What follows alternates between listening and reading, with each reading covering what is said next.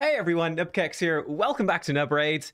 Do you like killing people in arena? Before, gee, let me be careful here. Might get banned on YouTube. Now in arena, do you like blowing people up, seeing the big numbers, one-shotting an enemy champion? Well, then this is the right video for you. Again, it's a video game. YouTube, don't ban me.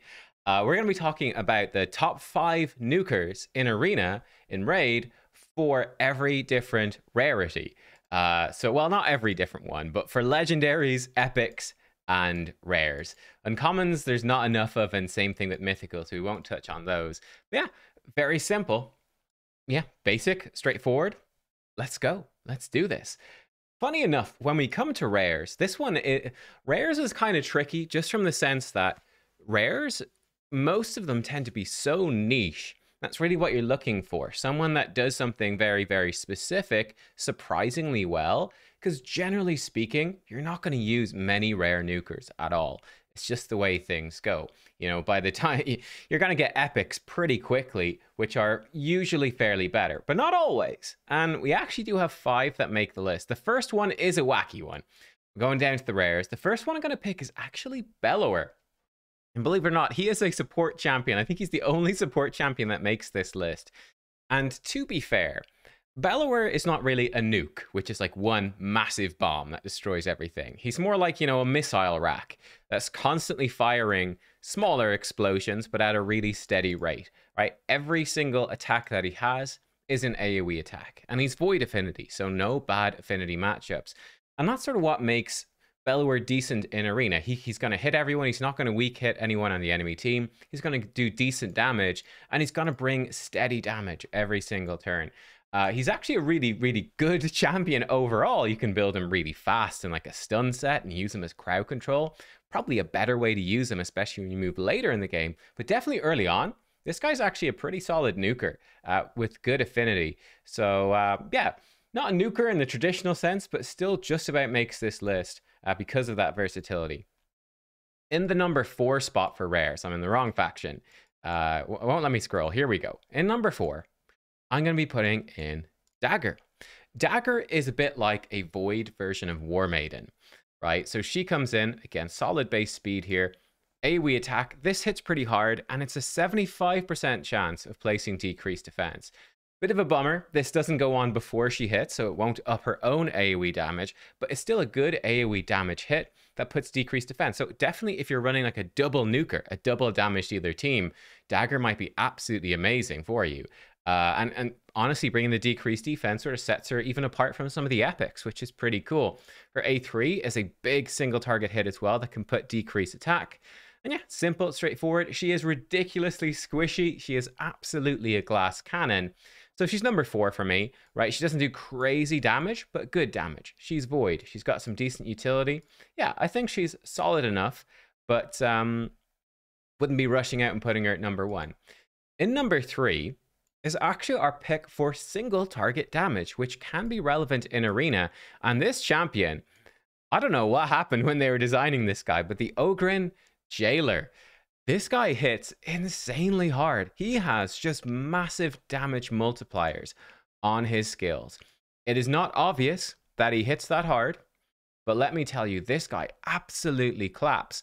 So that can be, he's not a nuker that you're going to use in every team, right? Because he's single target damage. Every attack is a one target attack. He's not crazy fast. He's squishy. He doesn't have any extra turn mechanics, right? So he's not going to wipe out a whole enemy team very easily. But when you need to just kill one single enemy, basically no matter what, like this move here, Confiscate, he's got that 40 bucks to 60, 75% chance to steal 2 random buffs, an extra hit if any buff is stolen. If he does that extra hit, this just deletes people. It is so much damage. And again, that's actually a very useful thing. He's a rare, right? It's niche. It's not an always use this champion. But if you specifically need that, big single target damage, just amazing. Really, really good. Next time we come, I think one of the most underrated of the rare nukers, and it definitely has to be Marquette. She's in my number 2 spot here, and she is a defense-based damage dealer, right? This has a great advantage. You increase her defense, it makes her harder to kill, and she's got really good base HP. Her base defense is decent, but not crazy, and her base speed is absolutely terrible. The great thing is she can take a hit, right? She's going to be pretty tanky because you're building her defense really high to make her hit really hard. The big move here is Crush the Weak, 3-turn cooldown. It's an AoE attack, which books up to a 50% chance to place Weaken, and it does extra damage to enemies with Weaken. The crucial thing here is that it does almost double damage to enemies with Weaken, and this makes this move absolutely clap. It's a massive, massive nuke. So she can be very valuable, let's say with Doom Screech. She's a void rare that can give you turn meter and increased defense. Can be a very potent combo. She even has a very hard hitting single target move with Freeze Solid. This move really hits hard as well, single target. So she's got a bit of both. Probably the most underrated. Yeah, I'd say she is the most underrated rare nuker in the game. She's actually super cool. And there's actually not that many good defense-based nukers at all in the epic category. Though there are for legendaries, we'll get to that. So that can keep Marquette as being relevant, actually for quite a while, surprisingly. And then finally, in the #1 position for rares, probably not a surprise when you really think about it. And why I really focused on a lot of the other rares as doing niche things, as special things, is that there are 4 rares, really. They're all somewhat interchangeable, though, that do actually stand apart as nukers. And they are the starting champions. And the best one is actually Kale. For a long time, I did think that Elhain was better for Arena. She's got more base speed. She's got 2 AoEs. But I actually think that Kale ends up being the best for Arena, specifically because he gets 25% turn meter for each enemy killed. So you come into Arena, bam, you do your big AoE nuke, kill, let's say if you kill even 2 of their team, you've got 50% turn meter, and then you're like ready to come in with your next move. And if they only have 2 people alive, then suddenly these hits at random start to really focus in on just 1 or 2 targets and actually can finish those off. So I think that's a very powerful 1-2 combo with his moves for Arena, on top of just being the best starter champion, generally speaking. But yeah, when you're building Kale, right, you're often building him with accuracy to place his poisons in clan boss and dungeons. That's going to make him a bit weaker in Arena, where you can build him for just damage. But yeah, if you do transition away from him in dungeons and you're building him for just damage in Arena, he can actually do the job very, very well. Yeah, he is, in my opinion, the best rare nuker in the game, and you get him as your first champion, so hey, you're pretty well sorted. Next, we move on to the epic champions, and there's actually quite a lot of good epic nukers. This was tricky, I will be honest. It was tricky to narrow them down.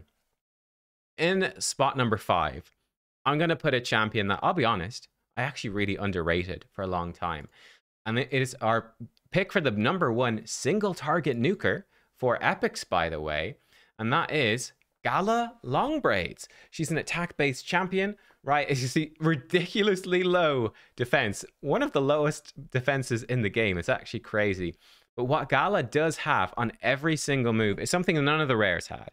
It's ignoring defense, which is really powerful. Actually, 30% defense on her A1, 50% defense ignored on her A2 when she's under shield, and 25% defense ignore on her sheer swagger move for A3. What is so strong about ignore defense? Well, if you get them into savage gear or lethal gear, you've got 25% ignore defense.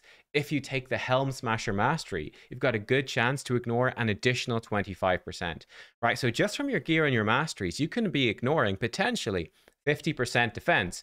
If you ignore another 50% defense, you're ignoring their defense entirely. And that does so much damage. It is actually crazy how hard you can hit when you ignore defense. Because, I mean, defense can make you ignore easily like 60%, even up to like 80%, I think, of like damage. Something like that. You ignore a huge amount of damage with defense.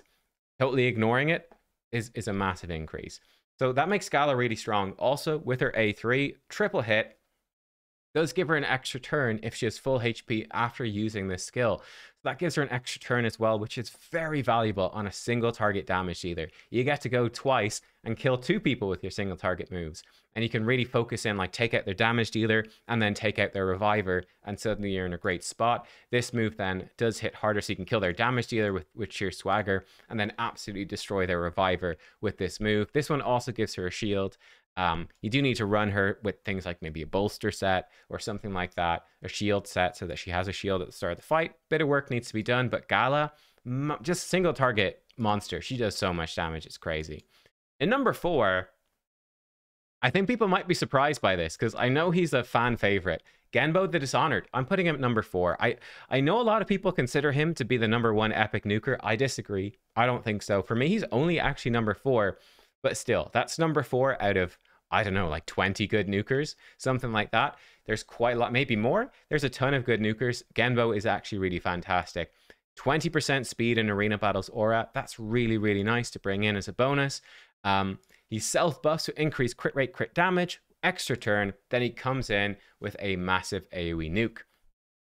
Simple, straightforward, right? He's void. He buffs himself up. You can build him with less crit rate, makes him a bit easier to build. Focus more on attack and crit damage, so he hits even harder. He is immune to decreased attack as well, and ignores unkillable when under increased attack. That's a really nice combo. You'll likely be running him with someone like Arbiter or Seeker, Old Hermit York, something like that. Will go first and buff him up and speed boost him so he gets his turn. Ignoring unkillable is really handy to have. So yeah, it is simple, straightforward. He's super squishy. He's got nothing to keep himself alive. Very simple. I buff up and I smack you incredibly hard. Simple, straightforward, void affinity, so no bad affinity matchups for him. Yeah, you can see why he's a much beloved nuker, right? It's simple, straightforward. He hits hard and he does the job. Someone that I do actually rate as higher overall than Genbo, though, is Skullcrown. I actually feel she's slightly better as a void epic nuker than him. So Skullcrown comes in, again, really big nuking base stats. What's great about her is she has AoEs on all of her attacks. Everything is AoE. And the other thing that's great about her is that she gives herself unkillable when her HP drops low. That is really, really nice. So you can do a few things with her, even if you get outsped. Ooh, you lost the speed race. They're actually faster. They smack your team. Skullcrown can take the hit. Through sets or mastery, she can get a counterattack, which will absolutely smack them AoE. Then she comes in, takes her turn, does her bigger AoE, and just wipes them out. It can be super valuable. You can build some really fun cheese type teams in Arena as well. So for example, we've got the Bambus 4-leaf fusion on right now. You could have Bambus in Stone Skin or something like that with Skullcrown. Even if they go first, he buffs up and then she nukes and things explode. I did that before with Yoshi. For a long time, I used Yoshi the Drunkard with Skullcrown in Arena, or Brachus the Shifter, something like that, you know, in Arena with her. And you can do some fun things. There's just a lot of utility there. 23% speed aura as well, which is just fantastic. It's really, really strong. Yeah, Skullcrown is great. She works, like I said, scales really well with any counterattacks, any ally attacks, anything like that. She's a brilliant, brilliant champion. In the number 2 spot then, I know Scratch actually said to me before he considers her to be the best epic nuker. I'm putting her at number 2, but yeah, Scratch arguably probably does know better. Let's mention her anyway, right? It's Alika, an incredible epic. The downside for me with Alika is that she's Force Affinity, so that's a bit of a downside. You know, she's not void like some of the others, so she will struggle against fairly common arena defenses like Duchess. Potentially, you might struggle a bit against Sung Wukong, that sort of thing. And the next champion I'm going to mention as well, Spirit Affinity champion, she will struggle a bit. But what Alika does really, really well, 2 things. Number 1, Disorient. This is her big AoE damage dealing skill. However, it also goes up to a 100% chance of increasing the cooldowns. Is it 100? Yeah, it is 100, so I have to add it up. Of increasing the cooldowns of all enemy skills by 2 turns. What this actually does, right, because your cooldowns go down 1 at the start of your turn, it basically stops them from using any skills for 1 turn. But that's just amazing, right? Lock out the entire enemy team from using any move for 1 turn. That is just so massive to leave them completely on the back foot. And this really does set her apart from almost every nuker in the game, right? Being able to lock out the enemy, even through Stone Skin as well, which is so, so strong. So yeah, this move is just amazing. Again, it can weak hit because she's Force Affinity and not do the effect. She needs accuracy, obviously, to make it work as well. So you've got a little bit to make it work, but man, what a move. On top of that, high value target ignores 50% defense if their max HP is higher than hers. She has okay max HP actually, but you're not going to build much on her. It's very likely this will work. And yeah, like we said, if you ignore 50% defense, you stack that with Savage, you stack that with Helm Smasher, and you're going to almost one-shot anything in the game. It's super powerful. Extra hit on her A1. She's got a passive that you're never really going to use. But yeah, Alika is seriously, seriously good. And I would say the number 2 spot seems to be consistent for both rares and epics. most underrated epic nuker. She doesn't get talked about anywhere near enough. For me, though, the number one, I feel like he does take the number one spot, and it is going to be, you might have guessed it, Magnar. I am a massive fan of Magnar. He is the first champion. We're 10 champs in now. The first one with these magic 2 letters here. HP, right? HP, 20,000, almost 21,000 base HP and 1,000 base defense. Why is Magnar so good? A very big part of it. A very big part. We touched on it with Skull Crown. Having some way to keep yourself alive, right? She has an unkillable buff through her passive. What Magnar has is damage that's based on HP. So you're going to be building his HP really, really high. He can take a lot of hits, and that makes him so valuable. He can be still amazing in go first teams. If you get outsped, if they actually go first, you still have a chance with Magnar. He's perfectly viable in go second teams because he's going to have so much HP. He's going to be so tanky. He can take the hits that a lot of these other nukers can't, and that is amazing. On top of that, why are HP nukers not more common? It's because most of them don't hit that hard, right? They don't hit anywhere near as hard. Even defense ones don't tend to hit as hard as attack-based nukers. For whatever reason, Magnar hits really hard, right? Attacks all enemies with an extra hit on enemies without HP burn. It really feels like when they designed it that they're expecting you to not get the extra hit because, man, this move just smacks. And it's a 3-turn cooldown when booked. But yeah, massive AoE nuke. The extra hit also counts as a single target hit, so that actually tends to do more damage. So, for example, against the Duchess Lilitu, it will ignore her AoE damage reducing passive, that extra hit, which is huge because it checks each one individually and it's single target. On top of that, he's got a big single target nuke on a 3-turn with Fan the Flames, and his A1's not bad. It can put decreased defense as well. Yeah, Magnar, he is just super solid, absolutely amazing nuker. I'm a massive fan of Magnar. He takes the number one for me in the epics. Then we go on to the legendaries. And with the legendaries, this is tricky. I feel like the top 4 is pretty well set, but man, it was tough. It was really tough to pick number 5. There were at least 4 or 5 legendaries, and I could have put any single one of them in this number 5 spot. I really struggled. I'm going to go with something, a champion I think is actually pretty underrated, but really, really good. You see him a lot in like top-end live arena in particular. I use him a ton. I'm actually going to pick Ragash as my number 5 nuker for legendaries.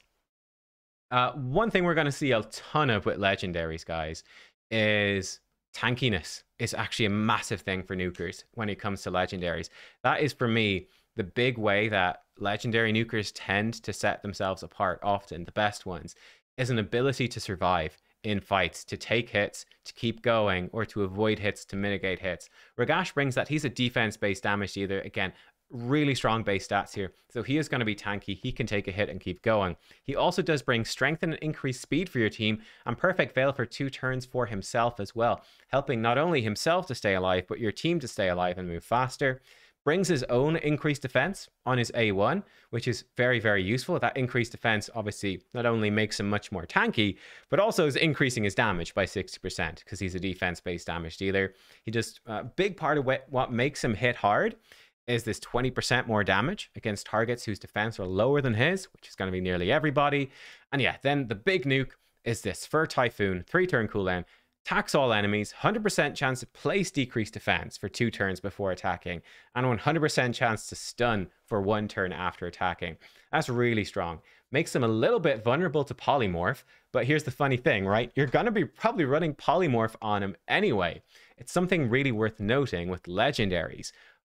The attack-based blessings for legendaries don't tend to be that strong. Often, in fact, you see attack legendaries run with Phantom Touch, which is a rare blessing. But if you're defense-based, you could run Temporal Chains on him, is pretty good, or Polymorph is very strong. Polymorph gives him some bonus resistance, and he's got 50 base. That helps him to resist Polymorphs on from other defense-based champs. And yeah, that you can really debuff and mess up your enemies that aren't built with high resistance, so they're damage dealers. Very strong, really good. Yeah, I think he's just an amazing champion, and super underrated, so Ragash, really, really strong.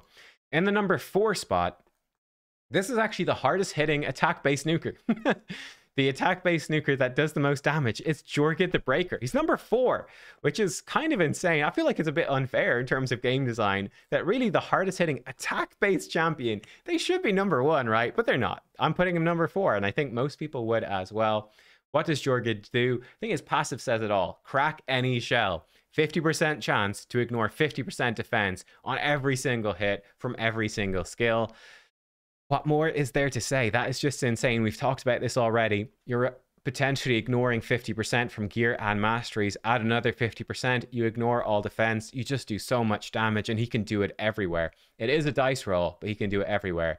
On top of that, Deadly Ballet, attack one enemy, and this ignores basically every defensive buff, including Stone Skin, Unkillable, block down, everything. He shield, everything. Ignores it all. Extra turn if he kills somebody.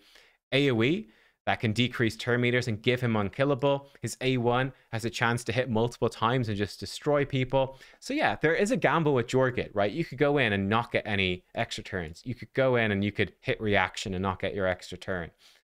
You could fail to kill people and not get unkillable. You could just roll badly, not get crack any shell. That does drag him down a little bit.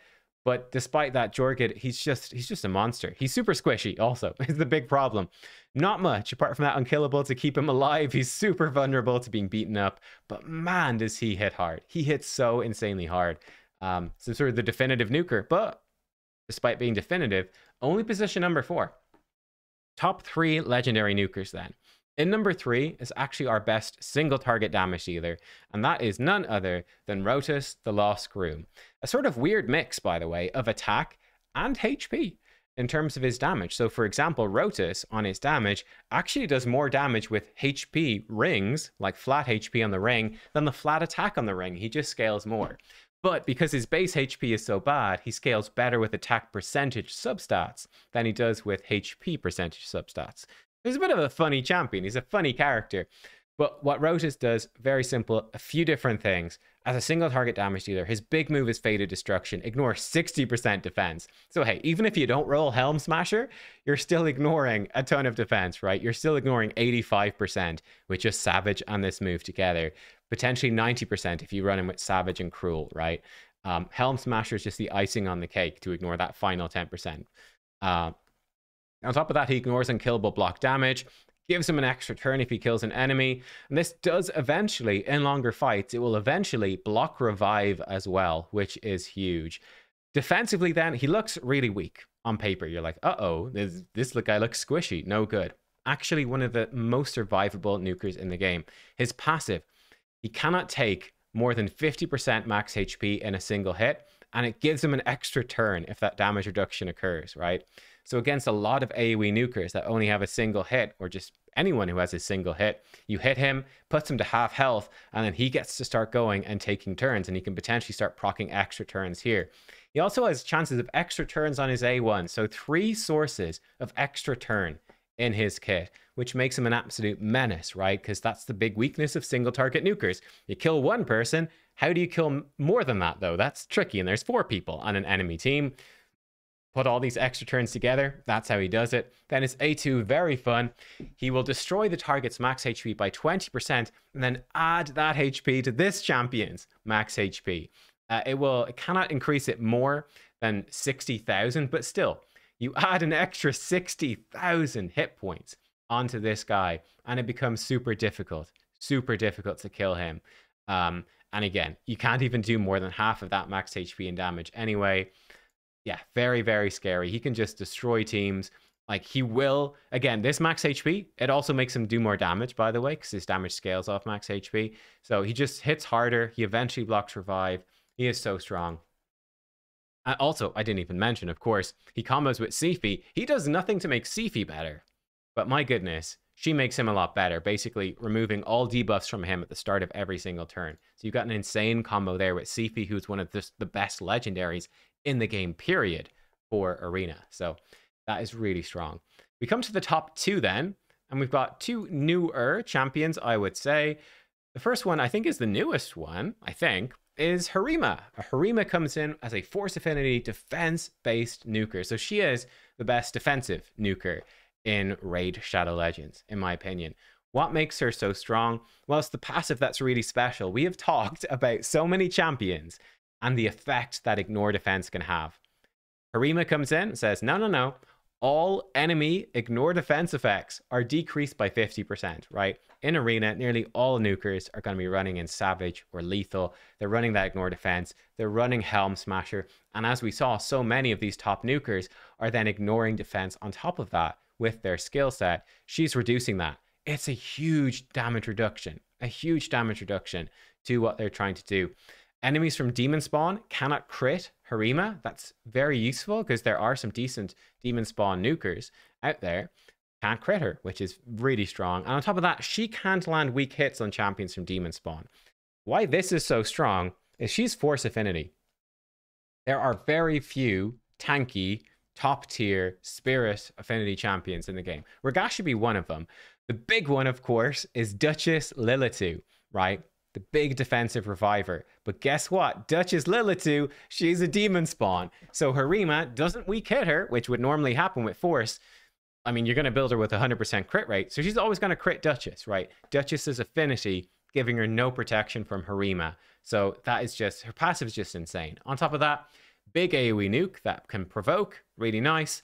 Triple hit A1 that permanently decreases defense and permanently increases her defense and activates the AoE for free if she kills an enemy. It's just crazy. Her A1 can put out decrease attack. She's got a great resistance in arena battles aura as well. And again, as a defense-based damage dealer, she can come in and run polymorph or temporal chains. There's lots of good defensive-based blessings for arena. Not going to give you as much damage as the attack-based blessings. That's fine. But the utility that being able to run polymorph or something brings is absolutely huge and can really disrupt things. So yeah, Harima, number 2. And then finally, the number 1 nuker in the game. Actually, before we do that, special honorable mention. Go to the best mythical nuker right now. There's only 5 mythicals. I think Garral Bloodmaul is the best mythical nuker, but doesn't really compare, I think, even still to these top legendary ones. In Form 2, the alternate form of Garral Bloodmaul, Calamitous Maul, it's a 3-turn cooldown, attacks all enemies, damage of the skill is 10% more for every buff in this champion, ignores 30% defense. This move does hit really hard. She also has a chance to ally attack and do more damage as her HP goes down. I think this is a great passive. Her A1 is an AoE attack with a chance to repeat. So she's got some RNG in there. You can see the potential here. Not as strong, though, unfortunately, as these legendaries. But hey, we'll throw in the top mythical as a bonus. Why not?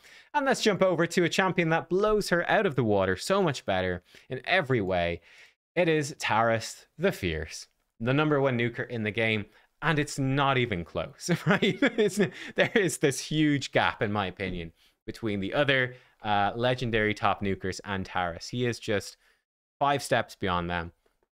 What is happening here? Number 1, he is a HP based nuker, but he also does more damage than everybody else. So again, you would think this should be a downside of the champion. Oh, if you're HP based, you shouldn't do as much damage as other types of nukers because you've got way more hit points. You're way tankier than them.